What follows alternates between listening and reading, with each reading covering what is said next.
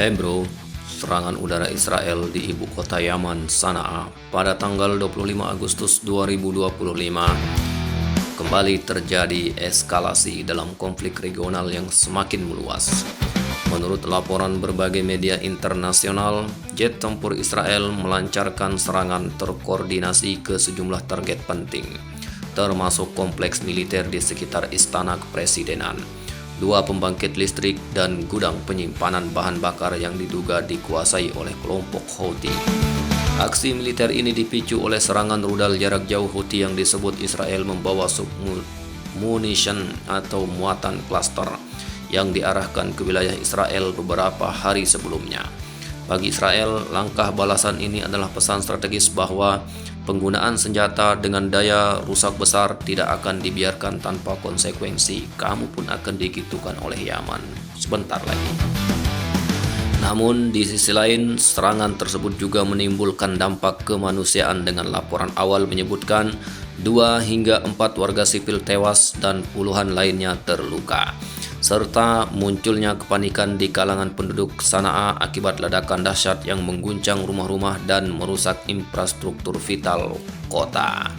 Sepertinya yang terjadi di Israel juga sama persis seperti yang terjadi di Yaman, namun Israel tidak memberitakannya. Itu bedanya.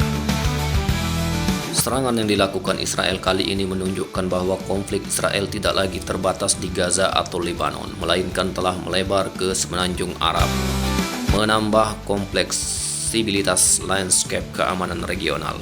Israel ingin menegaskan bahwa Houthi yang bersekutu erat dengan Iran merupakan bagian dari poros perlawanan yang harus dibatasi kapasitas militernya. Dengan menyerang infrastruktur energi di Sana'a, Israel tidak hanya mengirim pesan militer tapi juga politik, bahwa setiap aksi Houthi bisa mengundang pukulan balik yang melumpuhkan. Di sisi lain, langkah ini berpotensi memperburuk krisis kemanusiaan di Yaman, negara yang sejak lama sudah hancur akibat perang saudara. Dari perspektif internasional, serangan ini berisiko memperluas konflik menjadi medan tempur tidak langsung antara Israel dan Iran, mengingat Houthi dianggap sebagai salah satu proksi utama Teheran. Jika pola saling balas ini berlanjut, maka Laut Merah hingga Teluk Aden bisa kembali menjadi hotspot ketegangan, mengancam kepentingan Amerika di kawasan dan mengancam jalur perdagangan yang dilalui oleh Amerika dan Israel di sana. Sepertinya tidak mengancam jalur perdagangan global karena kapal-kapal lain yang tidak berafiliasi dengan Israel dan Amerika Serikat dan sekutunya tidak akan diapa-apakan oleh kelompok Houthi yang ada di sana.